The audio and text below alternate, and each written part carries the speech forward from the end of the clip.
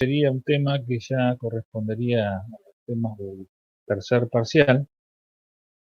Y dentro de, podemos decir, las metodologías de diseño de control, está planteado como lo que en algún momento se denominó control moderno, desde el punto de vista de las técnicas de diseño. O sea, en la mayoría de los libros van a ver que le llaman control clásico a lo que sería toda la parte de diseño a partir de las funciones de transferencia, ya sea desde el punto de vista continuo como discreto.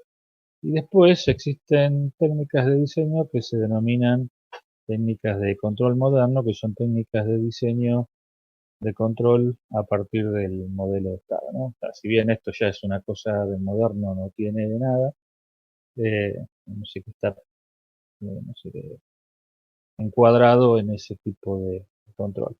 O sea, antes de ver directamente el método de diseño de control eh, a partir del modelo de estado, vamos a ver eh, una, una introducción a lo que serían las especificaciones de la respuesta temporal y de alguna manera cómo asociamos esa respuesta temporal a la ubicación de los polos de la función de transferencia, ¿no?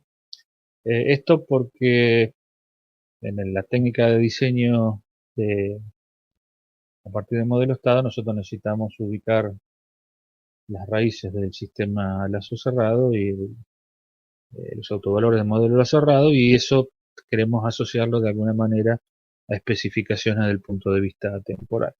Entonces, para arrancar, vamos a plantear desde el punto de vista de la respuesta. Estamos hablando siempre respuesta para una entrada en escalón, en este caso. Eh, Nosotros podemos tener, eh, dependiendo de la ubicación de los polos de la función de transferencia, en principio dos tipos de respuesta, que las podemos denominar por un lado sobreamortiguadas y por otro lado subamortiguadas. Las sobreamortiguadas las vamos a denominar aquellas respuestas transitorias para una entrada en escalón que no tienen sobrepaso, o sea que siempre la curva de respuesta en el tiempo se mantiene por debajo del valor final de la señal. Y después respuestas subamortiguadas, que las vamos a plantear cuando eh, para una entrada en escalón la señal de salida del sistema tiene un sobrepaso por encima del valor final de la señal, ¿no? O sea, normalmente las primeras están planteadas para sistemas que no tienen elementos equivalentes a una inductancia en el circuito eléctrico equivalente, como pueden ser sistemas térmicos, sistemas hidráulicos. Entonces no tenemos transferencia de energía entre dos elementos que almacenan energía con distinta naturaleza. Y en el caso de los sistemas subamortiguados, ahí tenemos transferencia de energía entre los elementos que forman parte del sistema, entonces tenemos oscilaciones y tenemos sobrepasos en la respuesta en, en- en el tiempo, ¿no? Si lo asociamos a lo que sería la ubicación de los polos de la transferencia, podemos decir que en el primer caso, para las respuestas sobreamortiguadas, lo que vamos a tener es sistemas que tienen eh, todos los polos reales, ¿no? O por lo menos los polos dominantes de la transferencia son reales. Y para las respuestas subamortiguadas tenemos polos, o sea, algunos de los polos de la transferencia, generalmente los dominantes son polos complejos conjugados, ¿no? Entonces ahora vamos a plantear eh, un ratito de qué estamos hablando cuando hablamos de polo dominante, pero podemos decir, generalmente esta respuesta está asociada a polos reales y esta respuesta está asociada a polos complejos conjugados, ¿no? Entonces, la idea es ver cómo uno puede especificar desde el punto de vista del control este tipo de respuesta. O sea, qué parámetros uno puede especificar, como especificamos, por ejemplo, qué sé yo, el ancho de banda, el margen de fase, el margen de ganancia, el rechazo a una perturbación en cuanto a las especificaciones de la respuesta de frecuencia.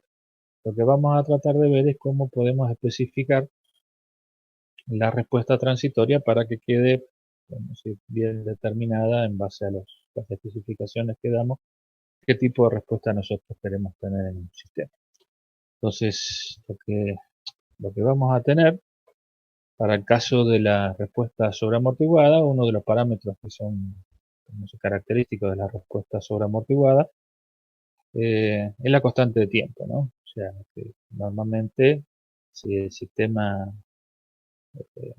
si tiene un orden bajo, generalmente la respuesta de este tipo está dada por el polo dominante, o sea, el polo de menor frecuencia, y en ese caso la constante de tiempo está asociada a lo que sería la inversa del polo de menor frecuencia. Sin embargo, si tenemos varios polos actuando en la cercanía, lo que vamos a definir es que la constante de tiempo de la respuesta transitoria eh, subamortiguada, sobreamortiguada, es cuando el valor de la señal de salida del sistema llega al 63% del valor final, ¿no? Entonces, en ese tiempo lo que definimos es la constante de tiempo de la respuesta transitoria. Otro parámetro que se puede llegar a plantear es el tiempo de establecimiento, ¿no? El tiempo de establecimiento es el tiempo que tarda la respuesta en llegar a un valor cercano al valor final de la respuesta, ¿no? O sea, obviamente este tipo de respuestas van a llegar al régimen permanente en tiempo infinito porque son asintóticas, o sea que nunca va a llegar desde el punto de vista matemático al valor final. Entonces especificamos un error respecto del valor final, o sea, una banda de error respecto del valor final y definimos el tiempo de establecimiento cuando llegamos a que la señal a partir de ese momento se encuentra limitada por esa banda de error que definimos, ¿no? Entonces, eh, normalmente se fijan bandas de error del 2% al 5% y en base a estas dos bandas podemos determinar que la respuesta transitoria va a llegar al 5% del valor final en más o menos 3 constantes de tiempo, cercano a 3 constantes de tiempo, y va a llegar a un error del 2% del valor final en 4 constantes de tiempo, ¿no? Entonces esto, de alguna manera, nosotros podríamos determinar el tiempo de establecimiento en función de las constantes de tiempo del sistema, ¿no? Entonces, en base con el valor, o sea, con la ganancia que va a tener el sistema y con estos tiempos de establecimiento, nosotros podríamos tener una idea más o menos de las características del sistema con el cual estamos trabajando, ¿no? O sea, obviamente uno puede especificar tolerancias mucho más chicas para determinar el tiempo de establecimiento. Obviamente esto va a haber que calcularlo a partir de la respuesta del sistema y si uno conoce la transferencia de la respuesta del sistema y el error que puede estar cometiendo, ¿no? Obviamente estas son aproximaciones, o sea, no siempre se cumple a la perfección esto, pero estamos en valores cercanos a estos tiempos, 3 constantes de tiempo y 4 constantes de tiempo. Desde el punto de vista de la respuesta subamortiguada, o sea, cuando tenemos polos complejos conjugados, dijimos que tenemos sobrepaso, generalmente la respuesta transitoria, y ese sobrepaso generalmente se mide en porcentaje del valor final, ¿no? Entonces el sobrepico va a ser 100 veces el valor máximo menos el valor de régimen permanente dividido el valor de régimen permanente, y normalmente se especifica en un porcentaje de sobrepico, 10%, 15%, 50%. Y eso tiene que ver con el valor máximo que toma la respuesta transitoria y el valor de tiempo en el cual ocurre esa respuesta transitoria, ¿no? Entonces, cuando uno habla de sobrepico, lo que habla es la sobrelevación de la respuesta transitoria para una entrada en escalón respecto del valor final. Otro parámetro que generalmente se suele utilizar para determinar respuestas transitorias, generalmente tanto para los subamortiguados como los sobreamortiguados, es el tiempo de crecimiento, ¿no? El tiempo de crecimiento es el tiempo que pasa que tarda la señal de pasar del 10% del valor final al 90% del valor. Este tiempo es el tiempo que denominamos tiempo de crecimiento, ¿no? Obviamente también lo podríamos plantear para una respuesta sobreamortiguada. Otro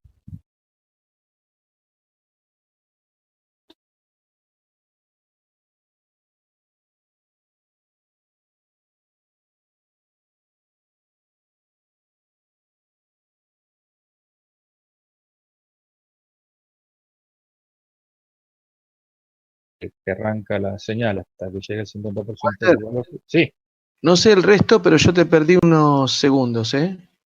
a ver, No sé Sí, si... yo también te perdí, Walter, ¿eh? Sí, se perdió, pero justo en esa filmina, cuando empezaste esa filmina. a ver. Así que por ahí. Esa última que arrancaste. Bien, ahora me estás escuchando bien. Perfecto. Bueno, repetimos esta. Estamos hablando del principio de esta, desde acá de sobrepico. No, no, eso está perfecto. Hablaste del tiempo de crecimiento esa y cuando ibas a empezar a hablar después del tiempo de crecimiento. Tiempo de demora. Ahí justo cuando empezaste tiempo de demora. Bien. Bueno, entonces habíamos dicho que el tiempo de demora es el tiempo que tarda la señal para llegar al 50% del valor final, ¿no? O sea que uno calcula, mide el valor final y entonces el tiempo en el cual llegó al 50%, en ese tiempo se denomina tiempo de demora. Y después tenemos, al igual que en los casos planteamos el sobreamortiguado, el tiempo de establecimiento, que es cuando la señal llega a estar toda la oscilación metida dentro de una banda de error respecto del valor final, que puede ser también del 2%, del 5%, ¿no? Entonces, cuando toda la señal queda metida dentro de esta banda, definimos también el tiempo de establecimiento. Estos parámetros para los sistemas subamortiguados, eh, en el caso de tener sistemas cuya transferencia está formada por un par de polos complejos conjugados, tenemos una transferencia de segundo orden en el cual tenemos dos polos que en función del amortiguamiento y la frecuencia natural van a definir la respuesta del sistema. Habíamos dicho, cuando vimos eh, las especificaciones al inicio de los compensadores, que si este coeficiente de amortiguamiento era menor que 1, esta transferencia tenía dos polos complejos conjugados y eso daba como resultado que la respuesta al escalón iba a ser con un sobrepico, ¿no? Entonces, eso nos determinaba la existencia de polos complejos conjugados y oscilaciones en la respuesta transitoria.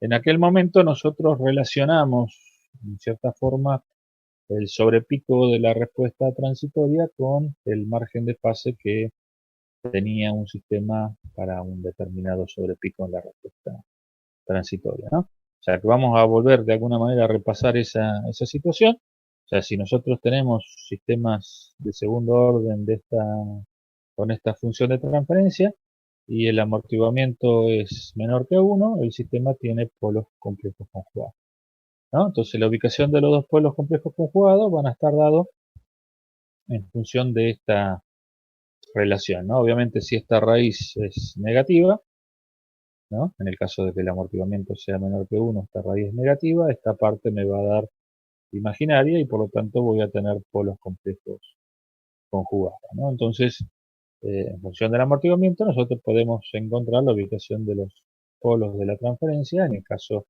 de tener amortiguamiento menor que 1, nos darán polos complejos conjugados, donde esta será la parte real y la parte imaginaria será la misma que está invirtiendo eh, la raíz y poniendo un operador imaginario en la parte, en la segunda término de la expresión, ¿no? Entonces, si nosotros calculáramos la respuesta al escalón de esta función de transferencia que teníamos acá, ¿no? Nos va a dar una expresión que tiene esta forma que planteamos acá si el amortiguamiento es menor que 1, ¿no? Entonces tenemos una constante y un término que tiene por un lado una exponencial, que de alguna forma nos da la convergencia eh, al valor final de la señal. Obviamente el coeficiente del exponente en este caso tiene que ser negativo para que converja. Si es positivo, obviamente la señal va a diverger. Y después tenemos asociada una respuesta oscilatoria que depende de la frecuencia natural y del amortiguamiento, ¿no? De una fase constante, ¿no? Obviamente, este tipo de respuesta va a tener un formato como este que tenemos acá, ¿no? A medida que el amortiguamiento se hace cada vez más chico, lo que vamos a tener son señales que tienen cada vez más sobrepico, ¿no? Acá en este caso estamos dibujando todas señales que tienen la misma frecuencia natural y lo que hicimos fue variar el sobrepico. O sea que si pasamos el sobrepico igual a 1, ¿no? Que sería el caso que estamos viendo en negro, y hasta desde ese valor hasta 0, que nos daría una respuesta oscilatoria sin amortiguamiento, y tenemos toda la variedad de respuestas de los sistemas oscilatorios estables, ¿no? O sea, obviamente, si el amortiguamiento me cambia de signo, vamos a tener polos complejos conjugados en el semiplano derecho, y eso va a hacer que el sistema diverja, ¿no? Entonces, por un lado, tenemos esta respuesta transitoria, ¿no? Y a partir de esa respuesta transitoria, nosotros podríamos calcular las especificaciones que planteamos hace un ratito. O sea, podríamos definir el sobrepico, podríamos definir el tiempo de establecimiento, podríamos definir el tiempo de crecimiento, el tiempo de demora, para este tipo de respuesta, ¿no? Entonces, una forma que podemos hacer para calcular el sobrepico máximo, calculamos la derivada de la salida respecto del tiempo, igualamos a 0 y obtenemos el tiempo del máximo, el TP, el tiempo para el cual ocurre el primer máximo de la respuesta transitoria vale pi sobre omega n por la raíz de 1 menos psi cuadrado. Y si reemplazamos este tiempo en la ecuación, vemos que el valor máximo que vamos a tener en la respuesta transitoria vale 1 menos c a la menos psi por pi, dividido 1 menos la raíz, la raíz cuadrada de 1 menos psi cuadrado. Obviamente, esto es en términos absolutos. Si lo queremos plantear en por ciento, ¿no? Lo que vamos a tener es que el sobrepico va a valer 100 por la exponencial e a la menos psi por pi dividido la raíz cuadrada de 1 menos psi cuadrado. Este sería el porcentaje máximo de la respuesta transitoria para un sistema de segundo orden con polos complejos conjugados. Si hacemos lo mismo y calculamos en función de la respuesta transitoria en qué punto llega al 10% y en qué punto llega al 90%, y hacemos la diferencia de esos dos tiempos, nos va a dar que para el tiempo de crecimiento, la expresión en términos del amortiguamiento y la frecuencia natural son 7.04 el amortiguamiento al cuadrado más 0,2 dividido 2 veces el amortiguamiento por la frecuencia natural. Obviamente, esto es para un sistema segundo orden es exacto, pero si tenemos más polos, obviamente esto no puede que no se cumpla. Y el tiempo de demora en el cual llega el 50%, 1 menos más 0,7 de amortiguamiento dividido la frecuencia natural. Y para la constante de tiempo en un sistema con polos complejos conjugados, el valor al cual llega el 63% es 1 sobre el amortiguamiento por la frecuencia natural, y el tiempo de establecimiento la calculamos de la misma manera que calculábamos para sistemas sobreamortiguados. Para el 5% llegamos en 3 constantes de tiempo, o sea que el tiempo de establecimiento va a ser 3 veces dividido el amortiguamiento por la frecuencia natural, y para el 2% de tolerancia llegamos en 4 constantes de tiempo, o sea, 4 veces el amortiguamiento por la frecuencia, dividido el amortiguamiento por la frecuencia natural. Entonces, en los sistemas de segundo orden es fácilmente determinar, o sea, se puede determinar fácilmente las especificaciones de la respuesta transitoria directamente en función del coeficiente de amortiguamiento y de la frecuencia natural, ¿no? Para sistemas un poco más de mayor orden, el cálculo no es tan sencillo como en el caso de los sistemas de segundo orden. Entonces, ¿qué? Dijimos que la respuesta transitoria del sistema va a estar dado por si los polos dominantes eran complejos conjugados o si eran reales, ¿no? O sea, sistema puede tener polos complejos conjugados, pero si uno mira la respuesta transitoria, puede ver que la respuesta transitoria no tiene sobrepico. Entonces, bueno, nos dijeron que la función de transferencia con polos complejos conjugados tenían sobrepico y esta función de transferencia tiene polos complejos conjugados y no tiene sobrepico. Eso depende de qué tan grande sea el residuo correspondiente a esos polos. O sea, vamos a suponer, si yo tengo polos de baja frecuencia que son reales y tengo polos de alta frecuencia que son complejos conjugados, si bien el sistema tiene polos complejos conjugados, la respuesta transitoria va a estar determinada por los polos de más baja frecuencia y por lo tanto no voy a ver las oscilaciones, si bien puede ser que las tenga, en términos macroscópicos voy a ver que el sistema responde como si tuviese todos los polos reales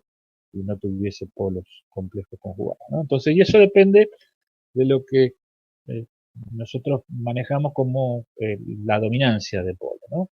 Entonces, normalmente los polos que determinan siempre la respuesta transitoria son los polos que tienen, que están a más baja frecuencia, o sea que desde el punto de vista de la ubicación están más cerca del eje J omega, ¿no? Pues, parte real de lo más chico posible. Obviamente estamos hablando de convergencia si el polo tiene parte real negativa, ¿no? Entonces, ¿cómo yo puedo determinar cuáles polos son dominantes y cuáles polos no? Obviamente la respuesta va a estar dada por los polos de baja frecuencia, pero por ejemplo puede llegar a tener polos de alta frecuencia y yo quiero saber qué tanto le estaría errando en la solución del sistema si yo, por ejemplo, despreciara estos polos de alta frecuencia y solamente me quedara con los polos de baja frecuencia, ¿no? Entonces, lo que se plantea normalmente es, o sea, se dan dos casos en los cuales los polos pueden aparecer como no dominantes de la respuesta transitoria. Uno es que los polos que están alejados más de 10 veces de lo que nosotros denominaríamos los polos dominantes en frecuencia, prácticamente no van a aparecer en la respuesta transitoria. O sea, si yo tengo desde estos dos polos complejos conjugados la parte real de estos que están acá, por lo menos son 10 veces más grande, obviamente estos no los voy a ver representados en la respuesta transitoria. O sea, yo si analizo la respuesta transitoria solamente de estos polos de baja frecuencia y desprecio los de alta, prácticamente voy a obtener la misma respuesta transitoria. O sea, entonces, podríamos decir que como estos no intervienen, no tienen peso en la respuesta transitoria, son no dominantes y a lo que tienen peso en la respuesta transitoria lo llamamos dominante. Entonces, si un polo está alejado del otro de más baja frecuencia, por lo menos 10 veces, podríamos decir que ya esos polos ya no van a tener influencia en la respuesta y no van a ser dominantes.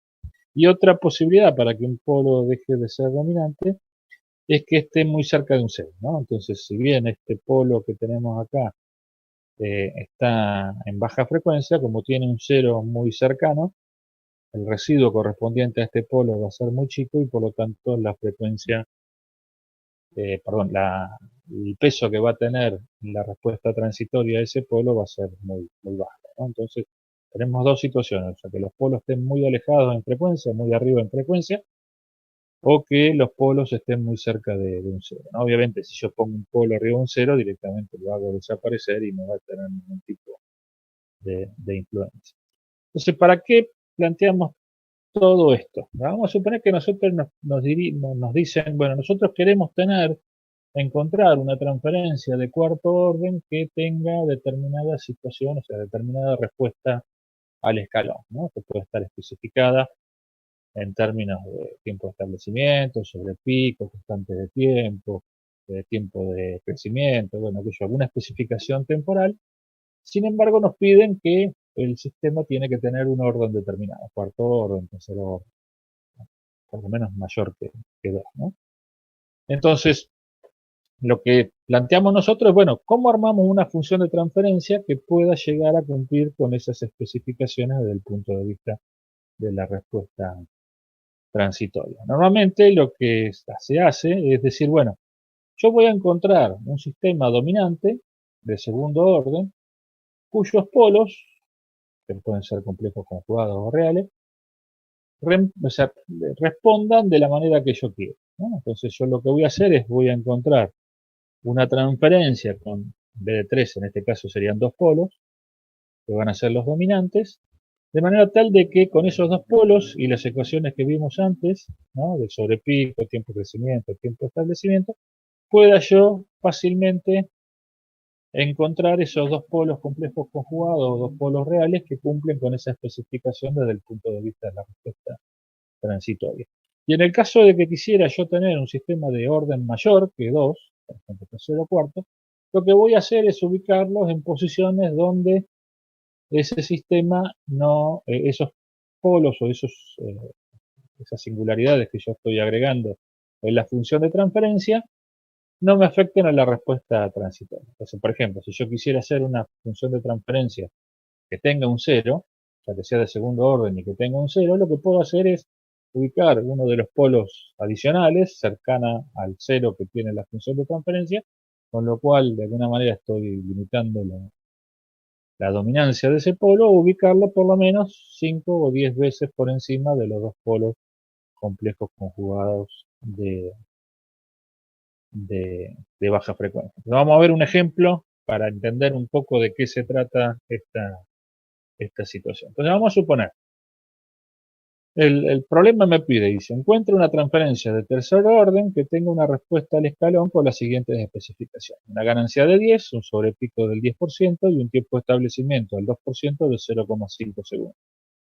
Entonces dice, se va a diseñar una transferencia con un par de polos complejos conjugados y un polo en alta frecuencia. O sea, vamos a tratar de cumplir estas especificaciones con dos polos complejos conjugados en baja frecuencia y después vamos a tratar de ubicar el tercer polo de manera tal de que no afecte la respuesta dominante de esos dos polos complejos conjugados. Entonces lo que hacemos es, en base a las especificaciones, dijimos el sobrepico igual al 10%, calculamos el amortiguamiento que deberían tener los dos polos complejos conjugados, ¿no? A partir de esta ecuación, y nos da que el amortiguamiento tiene que ser 0,59 grados, más o menos 0,6, es un clásico de el amortiguamiento para la respuesta con sobrepico del 10%, ¿no? Es un número que generalmente uno se acuerda fácilmente. Y después, a partir de tener calculado el coeficiente de amortiguamiento, en base al tiempo de establecimiento, que dijimos que era 4 constantes de tiempo, o sea, 4 veces dividido el amortiguamiento por la frecuencia natural, despejamos de esa ecuación la frecuencia natural y nos da que la frecuencia natural tiene que ser 13,53 radianes. Entonces yo tengo un coeficiente de amortiguamiento y una frecuencia natural que va a hacer que la respuesta transitoria de esos dos polos tenga un sobrepico del 10% y un tiempo de establecimiento de 0,5 segundos. Entonces ahora me falta agregar un polo más y me falta ajustar la ganancia para que el sistema gane 10. Entonces dijimos, en base al coeficiente de amortiguamiento y la frecuencia natural, calculo los polos dominantes del sistema, que en este caso van a tener una parte real de -8 y una parte imaginaria de más o menos 10,9, y dijimos que normalmente para que este sistema responda con estos polos, el tercer polo tiene que estar alejado por lo menos 10 veces de la parte real del polo dominante, ¿no? Entonces, en este caso vamos a plantear 10 veces la parte real, 10 veces el amortiguamiento por la frecuencia natural, y nos queda que el tercer polo lo podemos ubicar en -80. Entonces, ¿qué hacemos? Ubicamos los dos polos complejos conjugados, ¿no? Ubicamos el polo en -80 y ajustamos la ganancia para que gane 10, ¿no? O sea, agrego una ganancia para cancelar este término independiente, una ganancia para cancelar este término independiente y multiplico por 10 para tener una ganancia de 10. Si desarrollamos esta expresión en términos de polinomios, tenemos un sistema que tiene una ganancia y tiene este polinomio denominador. Si ahora calculamos la respuesta al escalón de este sistema, lo que vamos a ver es que el sistema responde de esta forma, ¿no? O sea, fíjense que nosotros le pedíamos un tiempo de establecimiento de 0,5, habría que mirarlo con precisión, pero se supone que en este punto debería estar entre 9,8 y perdón, 10,2. Entre 9,8 y 10,2 tendríamos que el sistema estaría dentro de la banda correspondiente al tiempo de establecimiento. Podríamos decir que a simple vista podemos aceptar ese valor, y entre esta división y esta tenemos 2 unidades. Un sobrepico del 10% estaría en 1, así que más o menos acá estamos en la mitad de la división. Podríamos decir que tiene un 10% sobrepico. Entonces encontramos una transferencia de tercer orden que gana 10, o sea, lo pusimos en escala unitario, el sistema llega hasta 10, tiene el sobrepico que nosotros pedimos y tiene el tiempo de establecimiento que nosotros pedimos. Entonces, nosotros podemos diseñar una función de transferencia, en el caso de necesitarlo, que nos permite, a partir de ubicar dos polos dominantes y el resto no dominantes, poder llegar a tener la respuesta transitoria que queremos, ¿no? Entonces, esto desde el punto de vista continuo, ¿no? O sea, podríamos plantear una función de transferencia continua que cumpla con eso. Si lo quisiéramos hacer desde el punto de vista eh, discreto, lo que tenemos que ver es cómo transforman estos polos dominantes discretos perdón, continuos, los polos dominantes continuos, al campo discreto. Entonces vamos a tratar de encontrar respecto de esta función de transferencia de segundo orden dominante, qué relación existe entre la ubicación de las raíces en el plano Z respecto del amortiguamiento y la frecuencia natural, para saber más o menos qué tipo de respuesta podemos llegar a tener, ¿no? Entonces, dijimos, tenemos la función de transferencia de segundo orden, tenemos los polos complejos, suponiendo que el amortiguamiento es menor que 1, y lo que vamos a hacer es discretizar esta función de transferencia, o sea que vamos a transformar los polos de S a Z con la expresión exponencial, y entonces E a la ST nos va a quedar E a la menos psi omega nt, o sea que esta sería la parte real, y la fase va a estar dada por la parte imaginaria del polo complejo continuo, más menos omega nt por la raíz cuadrada de 1 menos psi cuadrado. Esto me da el módulo y la fase del complejo en el plano Z, ¿no? Entonces dijimos que el módulo va a ser E a la menos psi omega nt y la fase va a ser omega nt por raíz de 1 menos psi cuadrado, ¿no? Entonces vamos a tomar esta expresión y vamos a tratar de despejar el amortiguamiento para plantearlo en términos de módulo y fase del polo complejo en el plano Z. Entonces tomamos esta expresión, calculamos el menos el logaritmo natural de R, nos quedaría psi omega nt, y si a esta expresión la dividimos por tita, ¿no? Esta expresión la dividimos por tita, nos queda que la relación entre el logaritmo natural de R dividido tita, me queda el coeficiente de amortiguamiento dividido la raíz cuadrada de 1 menos coeficiente de amortiguamiento cuadrado. O sea que de acá podría despejar el coeficiente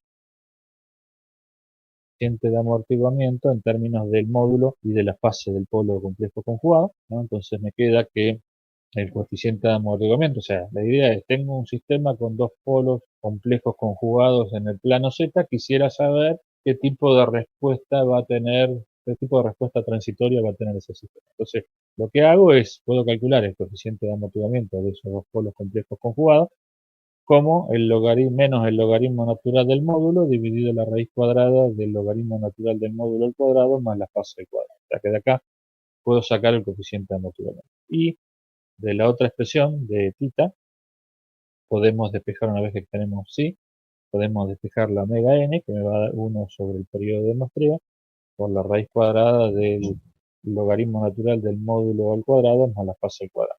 Entonces, si yo tengo un par de polos complejos conjugados que estimo yo que podrían llegar a ser dominantes en el plano Z, con el módulo y la fase puedo calcular su coeficiente de amortiguamiento equivalente de un sistema continuo y la frecuencia natural del sistema continuo, y en base a eso podría calcular cuál va a ser el sobrepico que va a tener, cuál va a ser el tiempo de establecimiento, cuál va a ser el tiempo de crecimiento y cualquier otro parámetro que dependan de estos dos. Entonces, lo que tengo acá es una ecuación que me permite, a partir de la ubicación del polo en Z, saber cuál les van a hacer las especificaciones de la respuesta transitoria en el tiempo, ¿no? Y finalmente, bueno, podemos calcular la constante de tiempo como el periodo de muestreo dividido el logaritmo natural del módulo, ¿no? Entonces, esto, si bien hasta ahora puede llegar a ser anecdótico, lo vamos a poder entender un poco más a partir del tema que vamos a desarrollar a continuación, ¿no? No sé cómo estuvimos hasta acá.